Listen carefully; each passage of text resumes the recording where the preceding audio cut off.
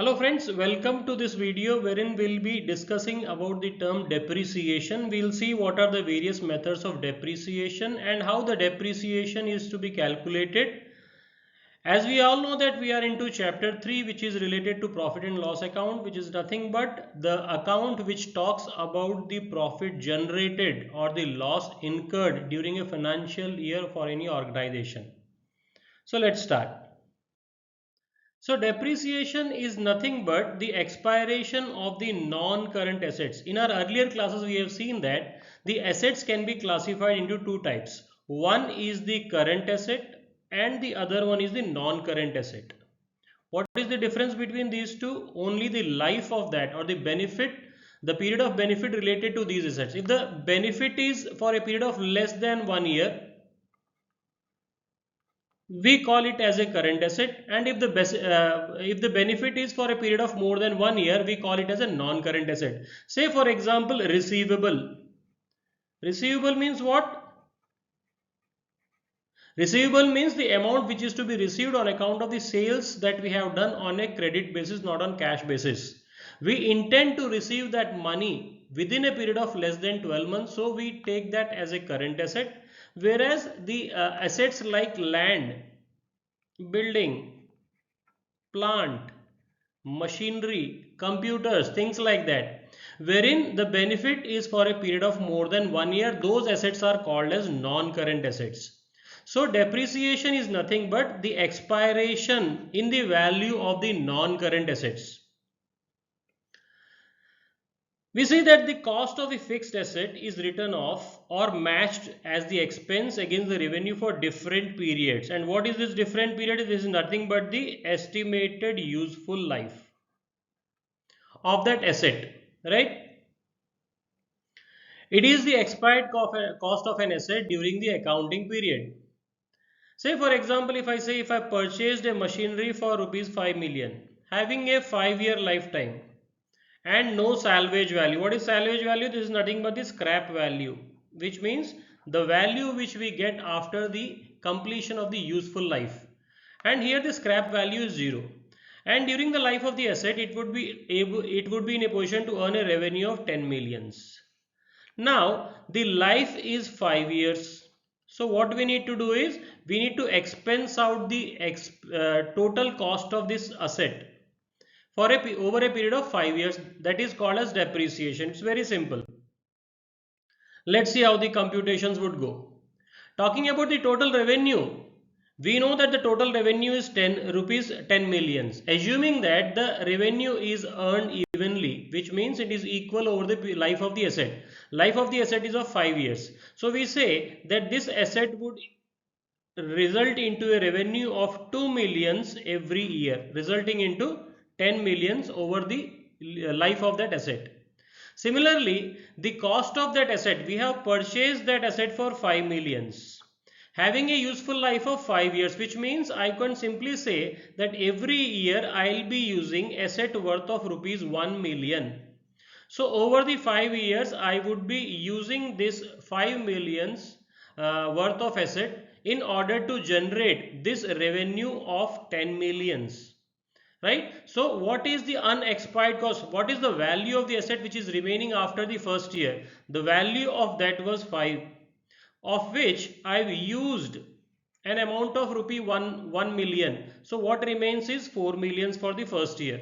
Similarly, the second year the value would be 3. Third year the value would be 2 million. Fourth year the value would be 1 million. And since the life of this asset is 5, and we have said that there is no salvage value or scrap value, we will say that the value of this asset after the year 5 would be 0. So what we are doing basically is we are distributing the total cost of 5 millions into the various periods of which is related to the useful life of that asset, right? So depreciation is nothing but the total cost of that particular asset or non-current asset distributed amongst the useful life of that period, that asset, right?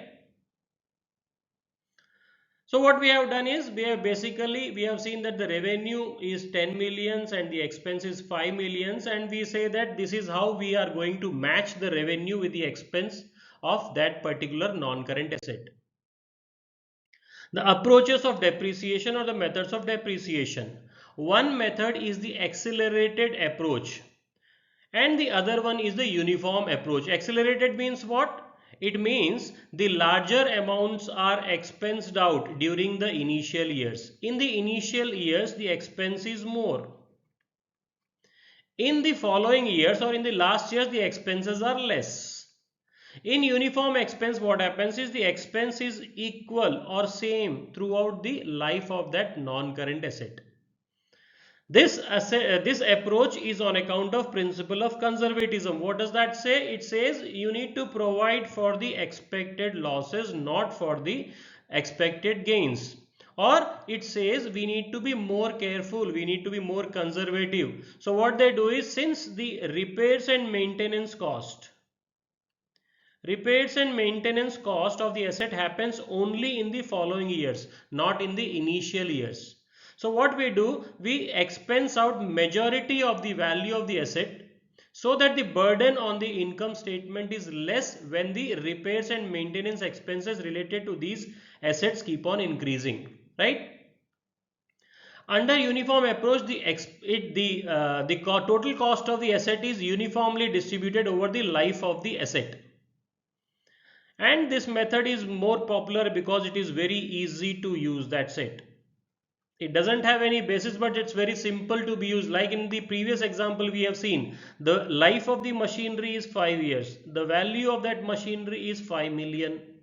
So you simply said that the value of the machine to be written off every year would be 1 million per year, which is nothing but dividing the value by the useful life, which gives you the amount to be depreciated or amount to be reduced or amount to be expensed out from the income statement every year.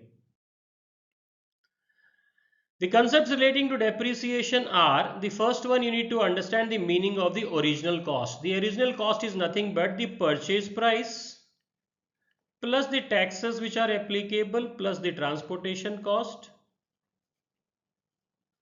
plus the installation cost. In other words, all the expenses which are incurred in order to put this asset into usable condition is known as your original cost, right? It is not only the purchase price but also include the taxes applicable, octroi, freight, transportation, loading, unloading, installation, everything, which means till the asset is used by us, all the expenses before that are capitalized, which means we call that as the total value of that asset, which is the original cost, right? Then there is something called as salvage value. Salvage value is nothing but the scrap value,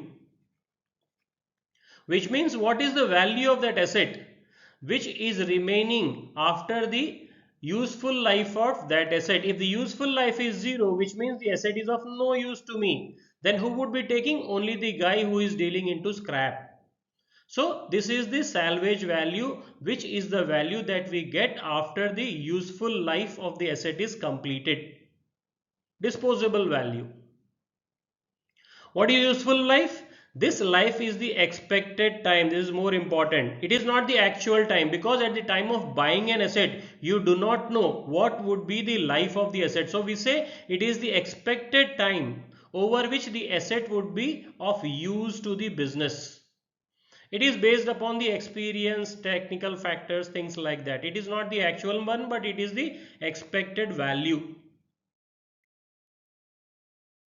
Then you need to understand the depreciable cost. Depreciable cost is nothing but the cost that you have paid minus the salvage value. This would give you your depreciable value. Book value is nothing but the original cost minus the accumulated depreciation. Accumulated depreciation means the depreciation which has been added on. Say for example, in the earlier example we have seen that there is a depreciation of 1 million per year. So we would say after 2 years the accumulated depreciation would be 2 million. Original cost was 5 million. So 5 minus 3, 5 minus 2, 3 would be my book value, right? Book value means the value at which the asset is shown or presented in the books of accounts.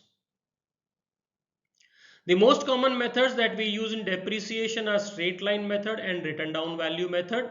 Straight line method is the method wherein equal amount of depreciation is accounted for across the life of that asset. In written down value method, you have accelerated depreciation method wherein the depreciation is higher in the initial years and it is lower in the coming years. Straight line method wherein the amount is allocated proportionately over the life of the period. Say for example, if we buy a machinery worth 10,000 rupees and the expected life is 10 years, we would say 1,000 would be the expense per year. So this is how you calculate the depreciation.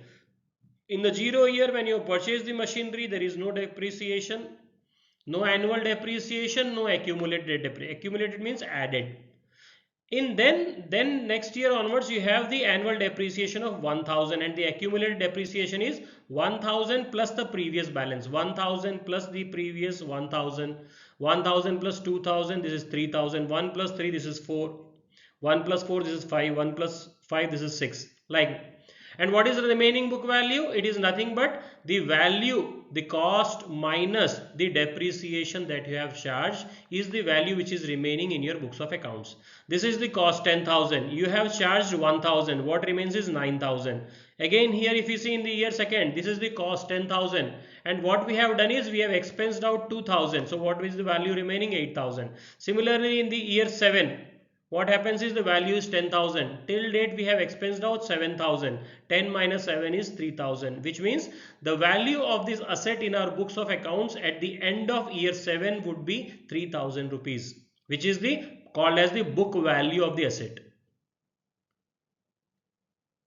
So the annual depreciation we have seen it is 1,000. The written down value at the end of each year would go down by 1,000 each. First it was 9, then 8, 7,000, 6,000, 5,000 like this.